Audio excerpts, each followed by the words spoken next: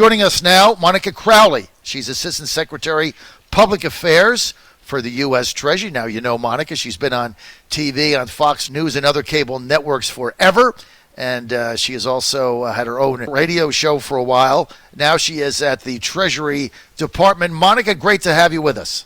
Hey, John. Good morning. Great to be with you. You know, Monica, it's always fun. We haven't talked in a while now. We saw your boss, the Secretary of the Treasury, Steve Mnuchin, at the Doha Forum, where his remarks really got picked up by a lot of the foreign media, talking about the tremendous success that the U.S. economy is having.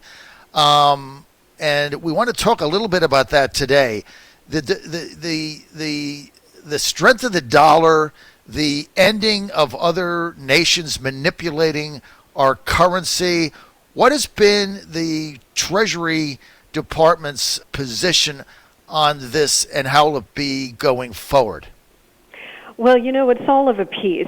When President Trump was candidate Trump, he ran on a platform of economic freedom, and he promised that once he became president, his economic agenda would be one based on economic freedom, but also that he would no longer permit other countries to take advantage of the United States, whether it be China, whether it be the European Union, whether it be any other nations. He was done with that. He was finally going to stand up to unfair trade practices, unfair currency manipulation on the part of the Chinese and others, and he is delivering on all of those promises.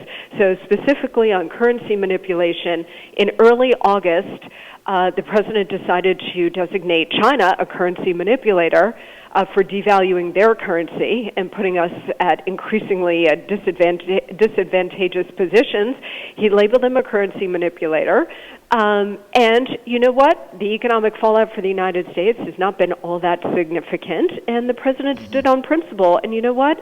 Chinese continue to negotiate. We're seeing a phase one agreement to try to rectify these trade imbalances with the Chinese. That's coming into place, and the negotiators, including my boss, Treasury Secretary Mnuchin, Ambassador Lighthizer at USTR, they will then begin to negotiate on phase two. But certainly the currency issues are part of this. Monica, when many of us that are skeptics on China, like myself, look at phase one, the first thing that comes to mind is, okay, the Chinese have made these commitments forever, and they've basically rolled every administration they've dealt with by making promises of doing whatever and then never following through on it. So I guess my question is, when you look at phase one, a big piece of this is the several $billion that the Chinese have promised to buy in U.S. agriculture and other goods in order to for the president not to put the increased tariffs on. So my first question is on the phase one deal, Monica, what are the verification system? Like, say we go a time period and the purchases have not been made in accordance with the plan. How do we verify that? And then what actions do you think would come after that if they don't meet up to their first phase end of the bargain? Yes. So according to the negotiated terms, and they're still working on the language, which is extremely technical, right? And it's not like we draft it in English and then it's automatically translated into Chinese and you have the agreement. There is a whole complex way of drafting these things. So that's still in process. What I do know from Ambassador Lighthizer and Secretary Mnuchin is that the enforcement mechanisms are incredibly strong. The Chinese agreed to them, and that there will be consequences if they do not fulfill their side of the agreement. What does that mean? Well, you've said, well, presidents for a long time have been promised the world by China, and then they've never delivered. Donald Trump is not the average president.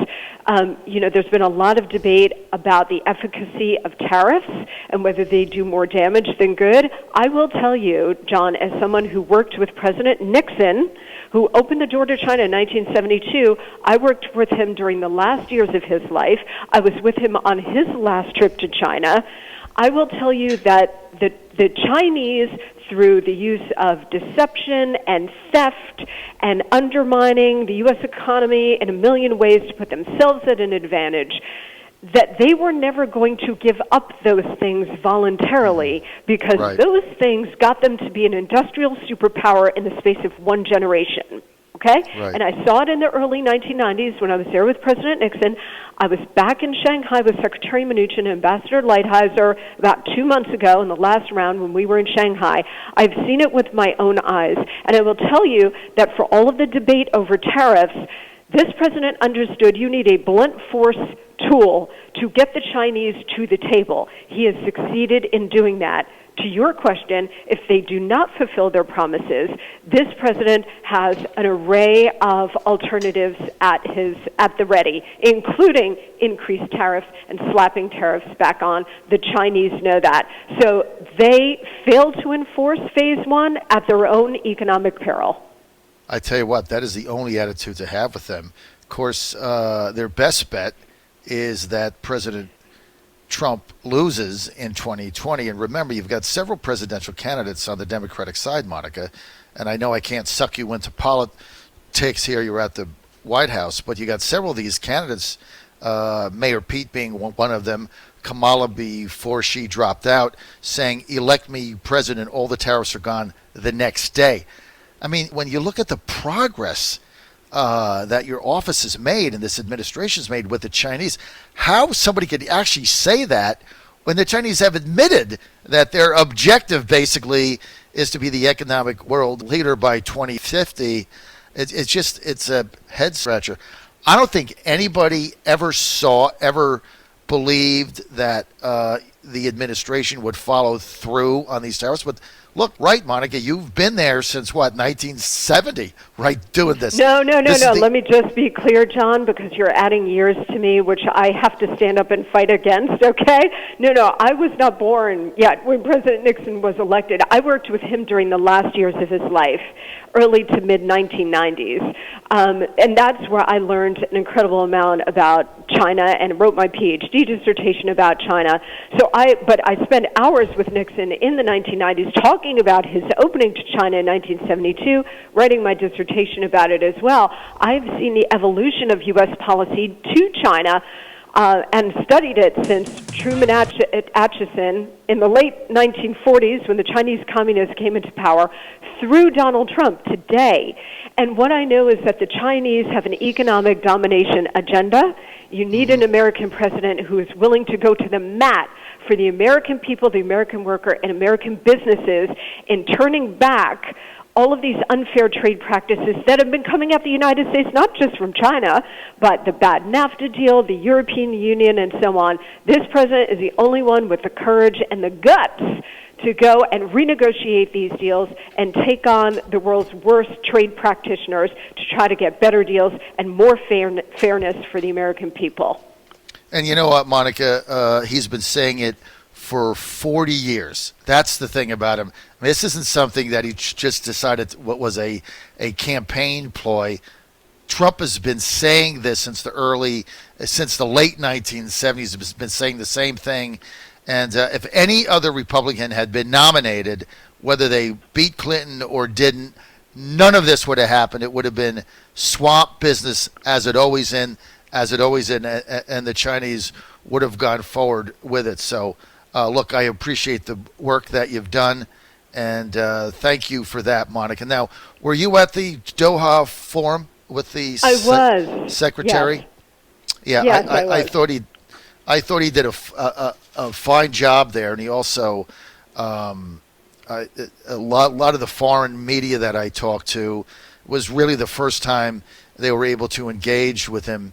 You got a lot of positive feedback off that. So thanks for being there. Well, thank you for saying that. I will certainly pass it on to the Secretary. He is an incredibly effective Treasury Secretary.